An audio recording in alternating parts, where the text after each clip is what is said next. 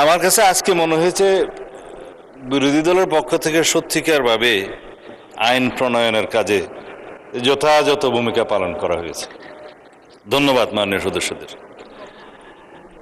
এই জুয়া প্রতিরোধ বিলের উপরে জনমত যাচাইয়ের জন্য 8জন মাননীয় সংসদ সদস্য নোটিশ দিয়েছিলেন। 7 জন আলোচনা করেছেন। প্রত্যেকের আলোচনা আমি মনোযোগ দিয়ে শুনেছি। তার মধ্যে মাননীয় সদস্য জনাব শাহজাহান চৌধুরী, জনাব মোহাম্মদ আব্দুল গফুর, জনাব মোহাম্মদ জহিরুল ইসলাম, জনাব মোহাম্মদ আফজল হোসেন, তারা প্রত্যেকেই শুধু ধন্যবাদ জানিয়েছেন, আর বিশেষ কোনো বিষয়ে গভীরে যাননি। সেই জন্য তাদেরকে আমি ধন্যবাদ জানাই। শেখ মুজিবুর রহমান ইকবাল মাননীয় সদস্য বলেছেন এই আইন আরো কঠিন করা হোক।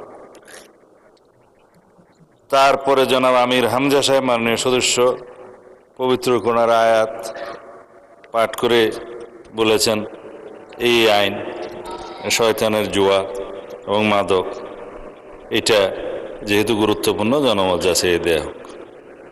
এখানে জনাব কামরুল হাসান, তাকে ধন্যবাদ জানানো, বলেছেন যে এটাই রুট অফ অল ইভিল, এই মদ এবং জুয়া, চুরি, চিন্তায়, রাহাজানি ইত্যাদির জন্ম দেয়, সেই জন্য এটা আরো জনমত যাচাই দেয়া হোক।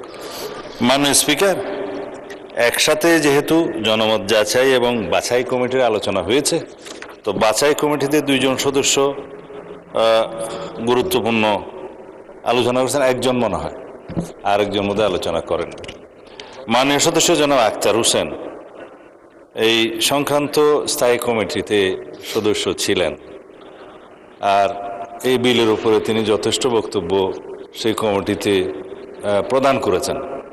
ওইখানে তার মতামতকে আমরা যথেষ্ট গুরুত্ব দিয়েছি। তো তারপরেও তিনি এখানে এটা জনমত যাচাইয়ের জন্য যে বিলটি প্রয়োজনের জন্য এখানে যে আবার সংশোধনী এনেছেন, প্রস্তাব নোটিশ দিয়েছেন, এটা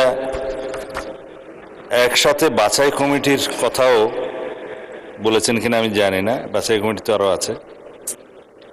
তার 2টা দফা খুব গুরুত্বপূর্ণ, যেটা জবাব দেওয়ার প্রয়োজন। একটা হচ্ছে বিলের দফা 36-এ আদালতের অনুমতি নিয়ে তল্লাশি করা এবং জব্দ করার বিষয়। মানে স্পিকার, আজকাল জুয়া হয় সাইবার স্পেসে, অনলাইনে, ডিজিটাল স্পেসে, বিভিন্ন ওয়েবসাইটে।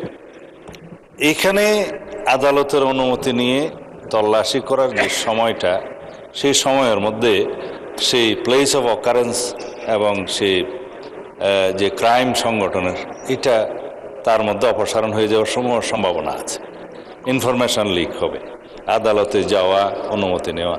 এছাড়া পুলিশের তো একটা ইনহেরেন্ট এখতিয়ার আছে বিভিন্ন সেকশনে, বিভিন্ন আইনে, সিআরপিসিতে, যে অপরাধ সংগঠনের কোনো জায়গায় তল্লাশি, জব্দ এবং গ্রেফতারের, সেটা আমরা এইখানে অনুসরণ করেছি।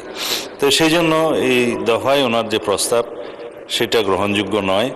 আর দফা 43-এর মধ্যে 43-তে তিনি বলেছেন যে কন্টেন্ট বা চ্যানেল ব্লক করার জন্য website, app, domain, IP address ও যোগাযোগ চ্যানেল ব্লক করার যে ব্যবস্থাটা, যে ক্ষমতাটা দেয়া হয়েছে এই আইনে, সেইটা যেন অপব্যবহার না হয়।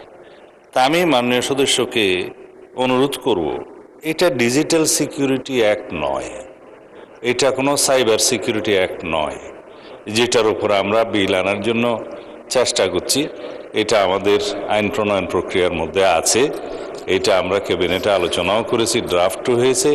ভবিষ্যতে বিল আকারে আসলে সেখানে স্থায়ী কমিটিতে যখন যাবে ওখানেও আপনারা মতামত দিতে পারবেন, এবং দফাওয়ারি যখন সংশোধনী আসবে বা এই জনমত যাচাই বাছাই আসবে তখনও আপনারা কথা বলতে পারবেন। সেটা আলোচনাটা সেইখানে করার দরকার। এখানে যে ব্লক কন্টেন্ট ডিলিট করার কথা বলা হয়েছে, সেটা এখন আমরা অনেকটা আনঅফিসিয়ালি এক্সারসাইজ করতে হয়।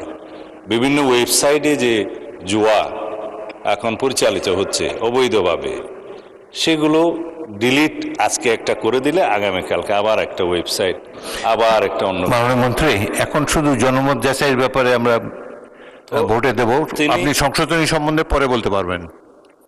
উনি একসাথে বোধহয় আলোচনা করে ফেলেছেন, সেই জন্য ধন্যবাদ মাননীয় স্পিকার, আমি আর সময় নেব না।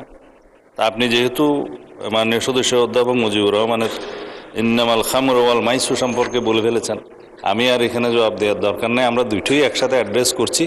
মাননীয় সদস্যকে সেদিন বলেছিলাম যে মাদক নিয়ন্ত্রণ আইনটা অর্থ বিল, যার কারণে মাননীয় রাষ্ট্রপতির সুপারিশ গ্রহণ করতে হয়েছে, আমাদের কয়েকটা দিন সময় লেগেছে। তা না হলে জুয়া এবং মাদকের আইনটা দুটোই আমাদের রেডি ছিল, একদিনেই আমরা উত্থাপন করতে পারতাম।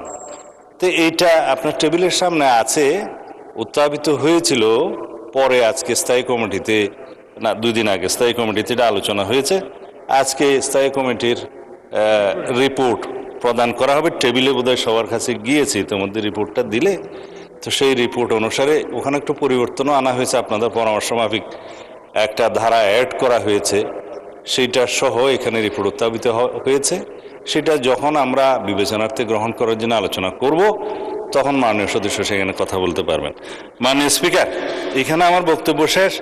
জনমত যাচাই এবং বাছাইয়ের যে বাছাই তো একসাথে আলোচনা হয়েছে নিশ্চয়ই, জনমত যাচাই এবং বাছাইয়ের এই যে প্রস্তাবগুলো, নোটিশগুলো, এগুলো গ্রহণ করা গেল না বলে দুঃখিত। ধন্যবাদ মাননীয় স্পিকার।